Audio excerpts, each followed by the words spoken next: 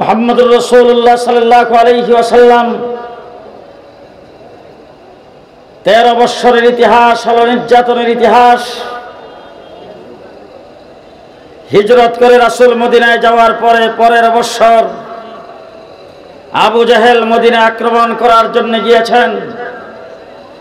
বদর প্রান্তরে যুদ্ধ হয়েছে, সেখানে মুসলমানের সংখ্যা 313। এক বছর পরে উহুদের যুদ্ধে মুসলমানের সংখ্যা 750। ষষ্ঠ হিজরিতে মুহাম্মদুর রাসূলুল্লাহ সাল্লাল্লাহু আলাইহি ওয়াসাল্লাম মক্কা নগরীতে উমরা করতে যাইতেছিলেন। হুদাইবিয়া নামক জায়গায় রাসূলকে বাধা দেওয়া হয়েছে। সেখান থেকে রাসূল সুলে করে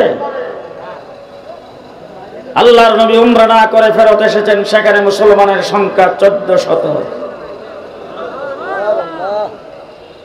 এর মাত্র 2 বছর পরে অষ্টম হিজরিতে ফতে মক্কা হয়েছে, মুসলমানের সংখ্যা 10,000। এর মাত্র 2 বছর পরে আরফার ময়দানে রাসূল হাজির হয়েছে, মুসলমানের সংখ্যা হয়েছে 1.25 লক্ষ। 1.25 লক্ষ মুসলমান আরফার ময়দানে। আল্লাহ পাক কোরআন শরীফের আয়াত নাযিল করেছেন, আল ইয়াউমা আকমালতু লাকুম দীনাকুম। আজকের এই দিনে তোমাদের দিনকে তোমাদের জন্য অল কমপ্লিট করে দিলাম। কেমন করে কমপ্লিট? আমার আল্লাহ পাক মুহাম্মদুর রাসূলুল্লাহ সাল্লাল্লাহু আলাইহি ওয়াসাল্লামকে বুঝাইতে চাচ্ছেন, ও আমার হাবিব, আমি হইলাম রব্বুল আলামিন, আপনি হইলেন রাহমাতুল লিল আলামিন। আমি রব্বুল আলামিনের প্রতিনিধি নবী। আমি আল্লাহ পাক আমার প্রতিনিধি হিসাবে দুনিয়াতে প্রেরণ করেছি 1.25 লাখ। আপনি রাহমাতুল লিল আলামিন, আপনার প্রতিনিধি সাহাবীর সংখ্যা 1.25 লাখ। আল্লাহর প্রতিনিধি নবী সংখ্যা কত?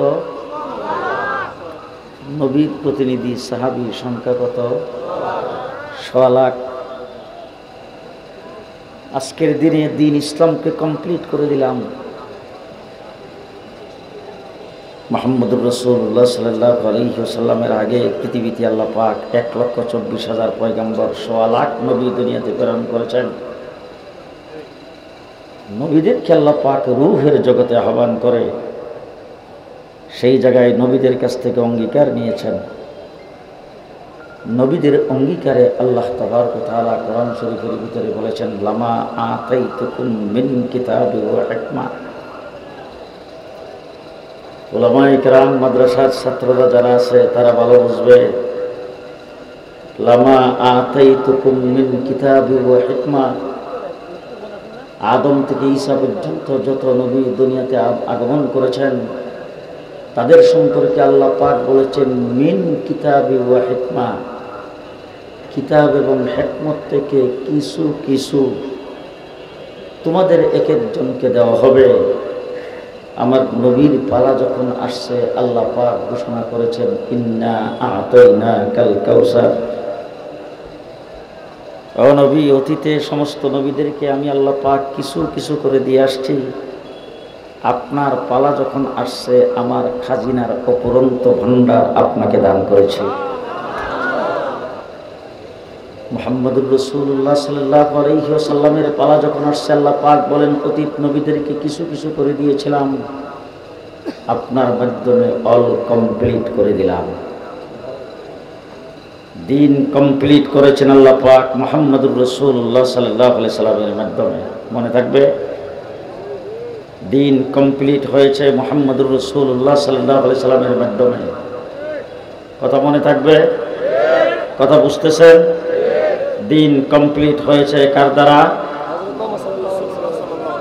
মুহাম্মদুর রাসূলুল্লাহ সাল্লাল্লাহু আলাইহি ওয়াসাল্লামের মাধ্যমে দিন কমপ্লিট হওয়ার পরে আমার রাসূল আরফার ময়দানে সাহাবায়ে কেরামের সামনে ভাষণ দিয়েছেন।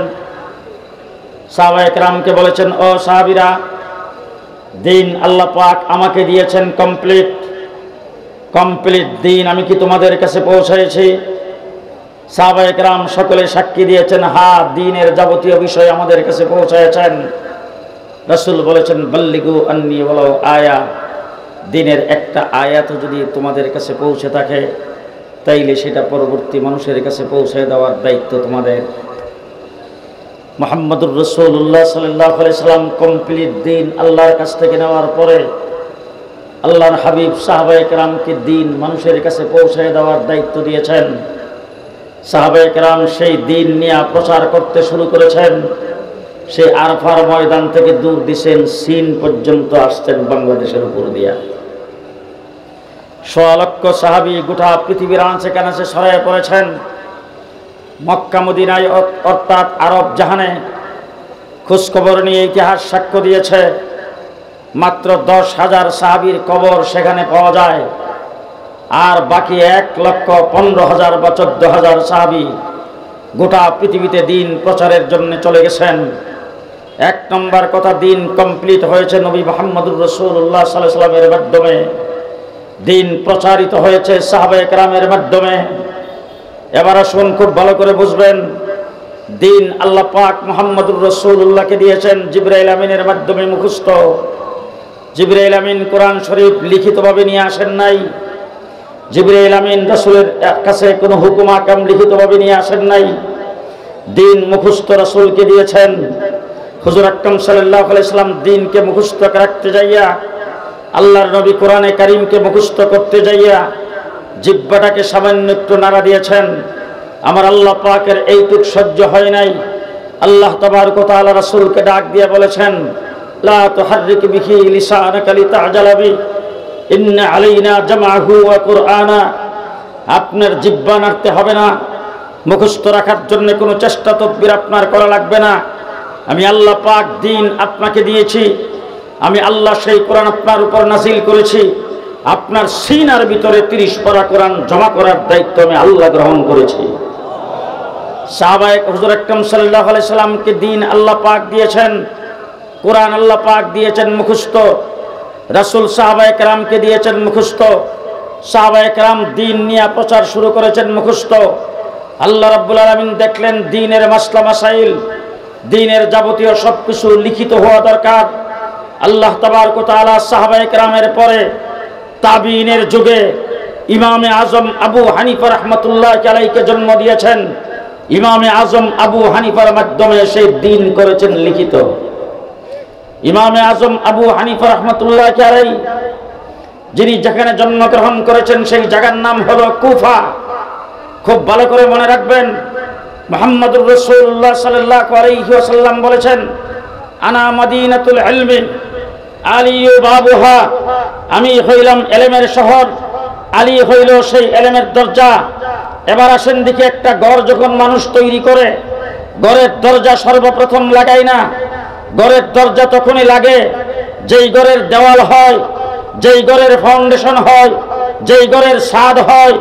এবার এই হাদিসের মর্ম যদি চিন্তা করেন তাহলে বের হয়ে আসবে, আমার রাসূল সাল্লাল্লাহু আলাইহি ওয়াসাল্লাম বলেছেন, আমি হইলাম এলেমের শহর, সেই এলেমের ফাউন্ডেশন হযরত আবু বকর সিদ্দিক। আমি হইলাম এলেমের শহর, সেই এলেমের দেওয়াল হলো হযরত ওমর ইবনুল খাত্তাব। আমি হইলাম এলেমের শহর, সেই এলেমের ছাদ হলো হযরত উসমান। আমি এলেমের শহর, সেই এলেমের দরজা হলো হযরত আলী। মুহাম্মদুর রাসূলুল্লাহ সাল্লাল্লাহু আলাইহি ওয়াসাল্লাম যখন ইন্তেকাল করেছেন, দ্বীনের ফাউন্ডেশন, কোরআনের ফাউন্ডেশন, এলেমের ফাউন্ডেশন হযরত আবু বকর সিদ্দিক আমিরুল মুমিনিন খলিফাতুল মুসলিমিন হয়েছেন।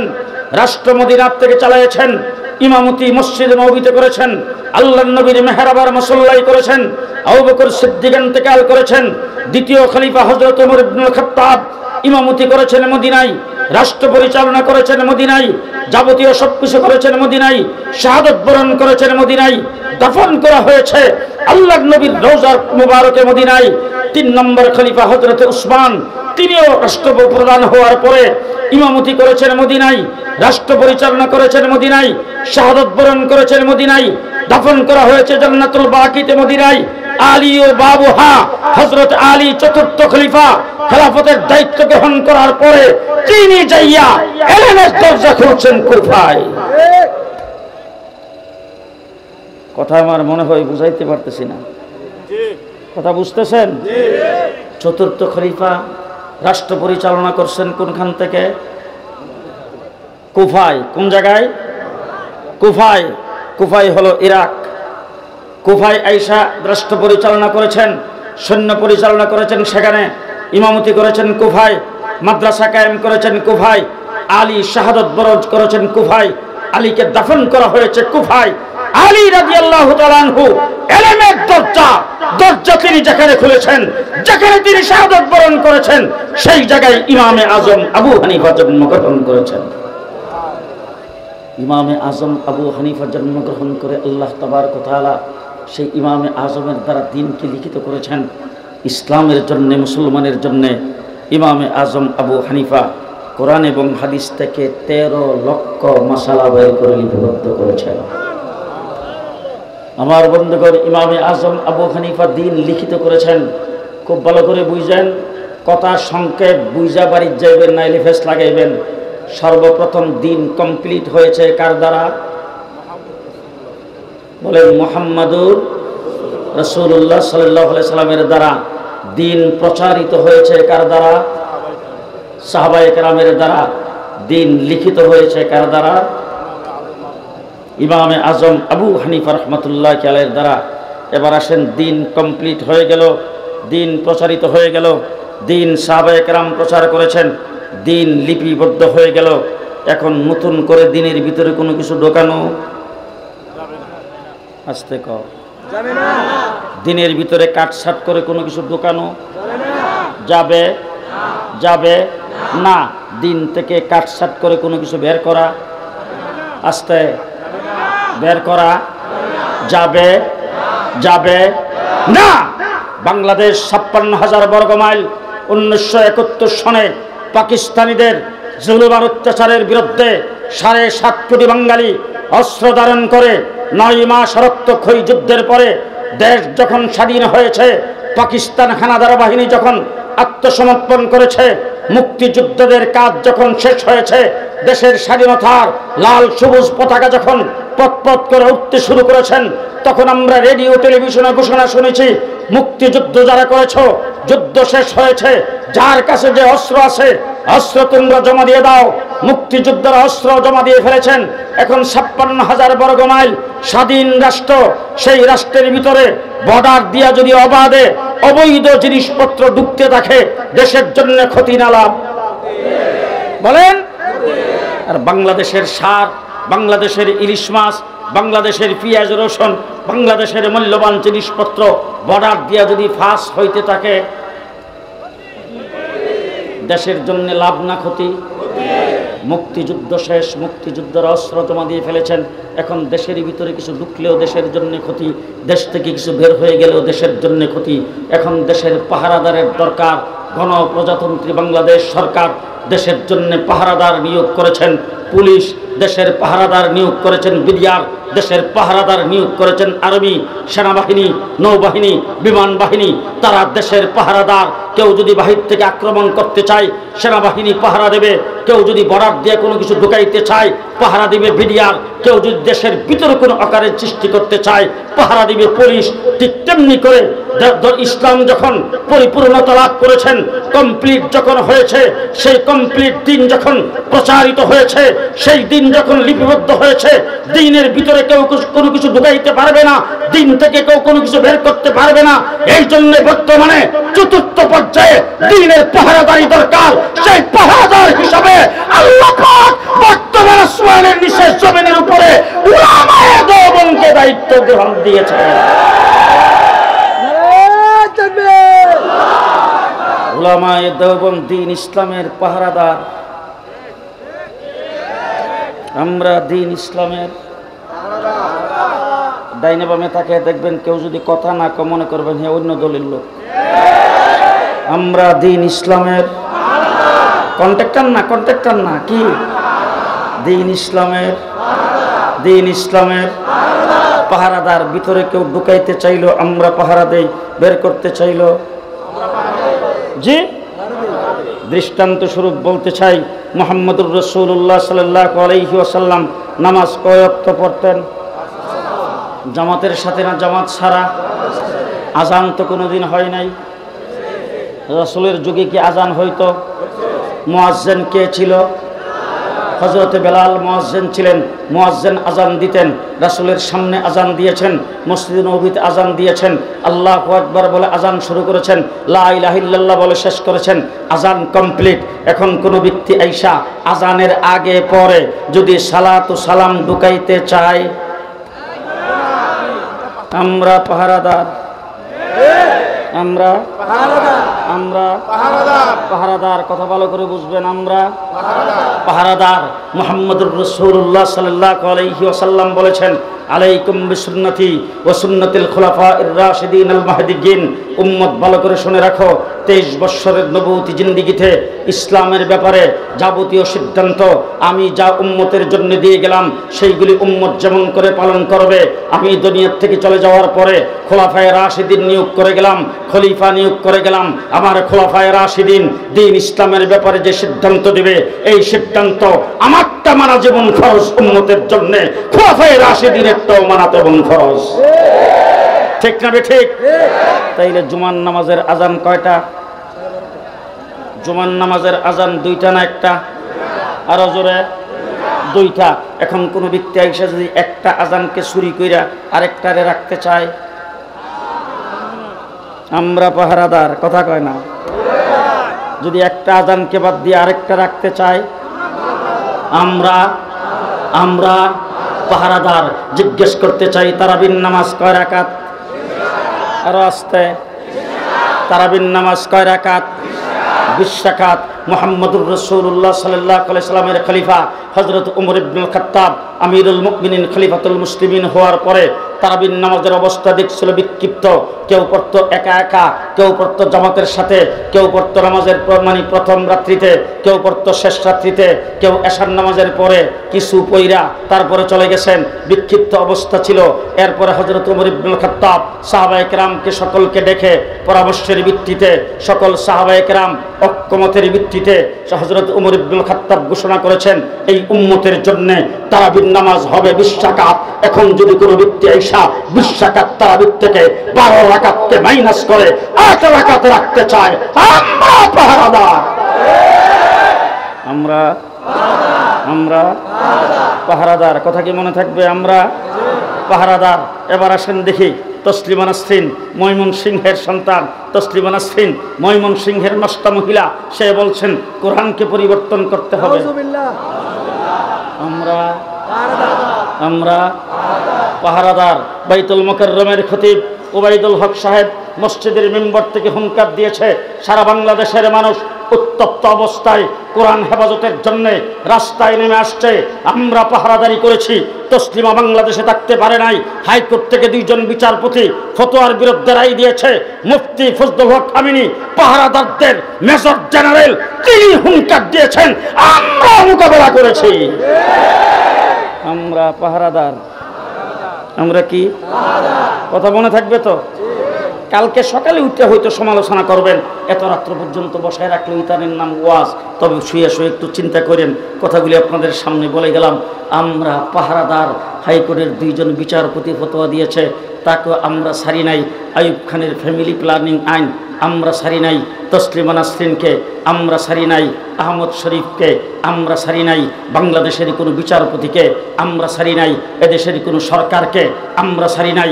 আওয়ামী লীগ সরকার ক্ষমতায় যাইয়া শিখা চিরন্তন জ্বালায়া এই দেশের মানুষকে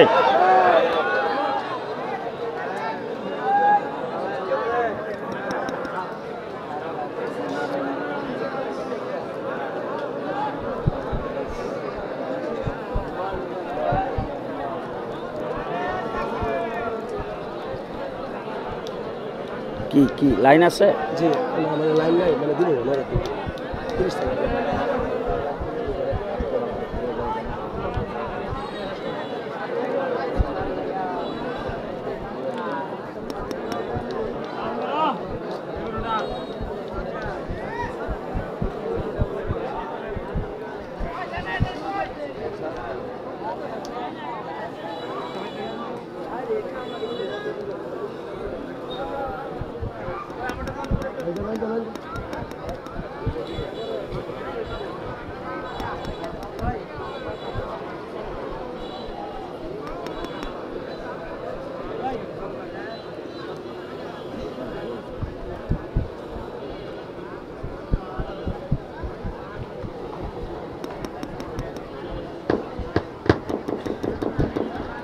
আমরা দিন ইসলামের পাহারাদার। আওয়ামী লীগ সরকার শিখা চিরন্তন জ্বালায়া এদেশের মানুষকে যখন মুশরিক বানাইতে চেয়েছে, শাইখুল হাদিসের নেতৃত্বে পাহারাদারি আমরা করেছি।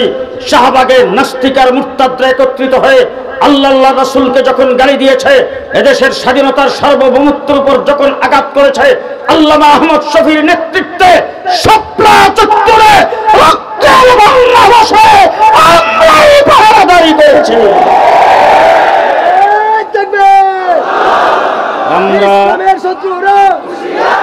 আমরা দিন ইসলামের পাহারাদার। আমরা দিন ইসলামের পাহারাদার। ঠিক কিনা? ঠিক কিনা?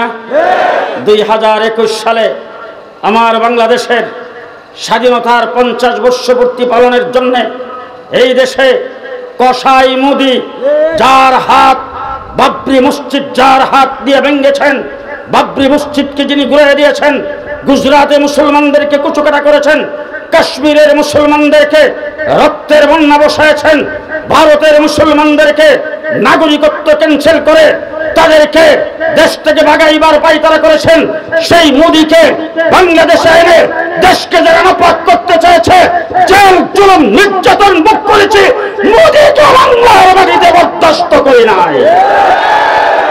আমরা পাহারাদার। আমরা পাহারাদার।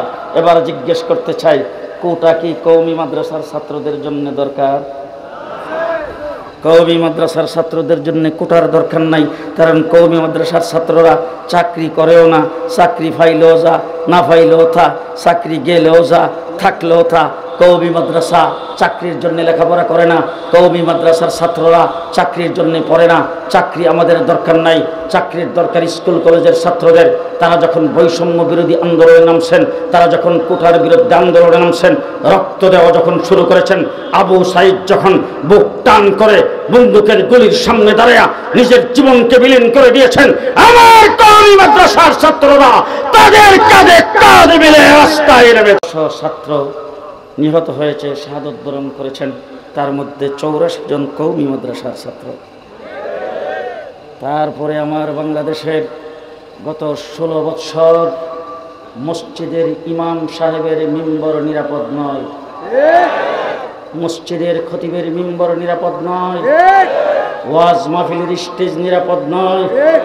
বাংলাদেশে এমন কোন সেক্টর নাই সেখানে জুলুম নির্যাতন করে নাই। শাপলা চত্বরে পাখির মতো গুলি করে আল্লাহর ওলিদেরকে যারা হত্যা করেছেন, যারা পিলখানার হত্যাকাণ্ড ঘটায় এদেশের আর্মি অফিসারদেরকে হত্যা করেছেন, যারা 2021 সালে পাখির মতো গুলি করে আমাদের 21 জন ভাইকে হত্যা করে আমাদেরকে জেলখানায় বন্দী করেছেন, যারা 2024 সালে ছাত্র জনতার উপর গুলি চালায়া এদেশে জুলুম নির্যাতনের রাজত্ব কায়েম করেছেন, তারা যখন 5ই আগস্ট পেছনের দরজা দিয়ে বেগে চলে গেছেন, পুলিশ লীগ তখন ঘোষণা দিয়েছেন তারা কাজে আসবেন না, অব্যাহতি। থানাগুলি যখন অচল হয়ে গেল, থানায় কোনো পুলিশ নাই, পুলিশ লাইনে কোনো পুলিশ নাই, রাস্তায় কোনো ট্রাফিক নাই, সারা দেশে যখন চুরি ডাকাতির সম্ভাবনা সৃষ্টি হয়েছে, কলেজ ইউনিভার্সিটির ছাত্রদেরকে ধন্যবাদ জানাই, মাদ্রাসার ছাত্রদেরকে ধন্যবাদ জানাই। কলেজ ইউনিভার্সিটির ছাত্র, মাদ্রাসার ছাত্ররা একত্রিত হয়ে রাত দিন 24 ঘন্টা প্রত্যেকটি মহল্লায়, পাড়া মহল্লায়, শহরে বন্দরে পাহারার জীবন বসাইছেন, ট্রাফিকের কাজ তারাই করেছেন। সেখানে আমরা আছি না নাই? আমরা পাহারাদার। আমরা পাহারাদার। শেখ হাসিনা গেছে কই? জি, শেখ হাসিনা যখন পালায়া ভারত গেছেন, সেখানে যাইয়া কি চুপচাপ বসা? জি, বিচারপতিদেরকে দিয়ে কু করতে চেয়েছে, তা আমরাই নস্যাৎ করেছি। এরপরে আনসার বাহিনীদেরকে দিয়া সচিবালয় ঘেরাও করে সেই জায়গায় অকারেন্স সৃষ্টি করতে চেয়েছে, আমরাই তা নস্যাৎ করে দিয়েছি। সর্বশেষ এই দেশে সাম্প্রদায়িক সম্প্রীতি নষ্ট করে হিন্দুদেরকে রাস্তায় নামায়া সাম্প্রতিক সাম্প্রদায়িক অস্থিরতা সৃষ্টি করে এদেশের মন্দিরগুলোকে যখন অস্থির করতে চেয়েছে, ভুয়া আক্রমণ যখন সাজাইছেন, তখন এই দেশের হিন্দু বৌদ্ধ খ্রিস্টানদের বড় বড় স্থাপনাগুলি, তাদের মন্দির গির্জা পাহারাদারি করেছি আমরা। ঠিক কিনা বলেন? ঠিক কিনা বলেন? এবার আসুন, বাংলাদেশকে একটি দুর্ভিক্ষ দেশ পরিণত করার জন্যে ভারত থেকে পানি ছেড়ে দিয়েছেন। আমার বাংলাদেশের চাষ করা মাছগুলো পানিতে ভাসায় নিল, আমাদের দেশের ফসল পানিতে ভাসায় নিল, মানুষের গরু বাছুর সব পানিতে ভাসায় নিল, মানুষের ঘর দরজা পানিতে ভাসায় নিল। হাসিনা ভারতে বসে বসে মনে করছিলেন দেশের মানুষ ৭৪-এর মতো দুর্ভিক্ষে ভুগবে, সেই দুর্ভিক্ষ সৃষ্টি হয়ে যাবে। খোদার কসম করে বলতে চাই, আমরা আল্লাহর উপর ভরসা করেছি। এদেশের প্রত্যেকটা মসজিদের ইমাম, মাদ্রাসার শিক্ষক, আলেম ওলামা একরাম, ছোট ছোট মাদ্রাসার ছাত্র পর্যন্ত যার যা কিছু আছে তাই নিয়ে বন্যা দুর্গত এলাকায় যখন দাঁড়িয়েছেন, সেই ষড়যন্ত্র নস্যাৎ হয়ে গেছে। ঠিক কিনা বলেন?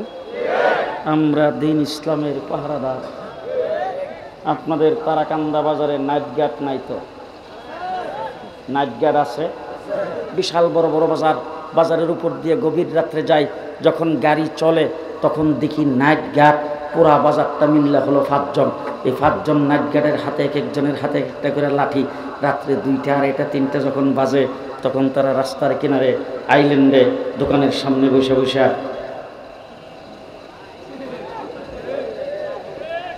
যেই খালি গাড়িটা নিয়ে বাজারের ভিতরে ঢুকি, গাড়ির লাইটটা যখন চোখের মধ্যে পড়ে আর গাড়ির আওয়াজটা যখন শূন্য ওই উঠার পরে যখন গাড়িটা দেখে, তখন কি একটা দূর দেয়, দূর মারে। প্রথম কাজটা কি করে?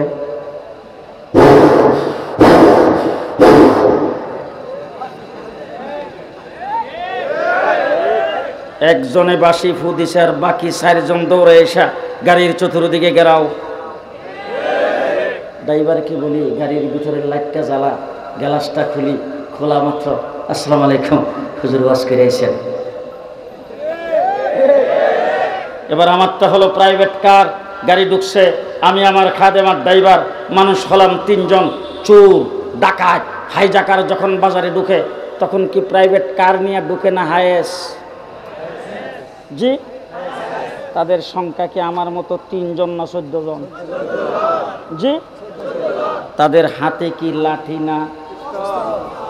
জি, বন্দুক, রাইফেল, কাটা রাইফেল, বিভিন্ন অস্ত্র শস্ত্রে সুসজ্জিত হইয়া। স্বাস্থ্যটা কি আমার মতো মেরাইটটা না?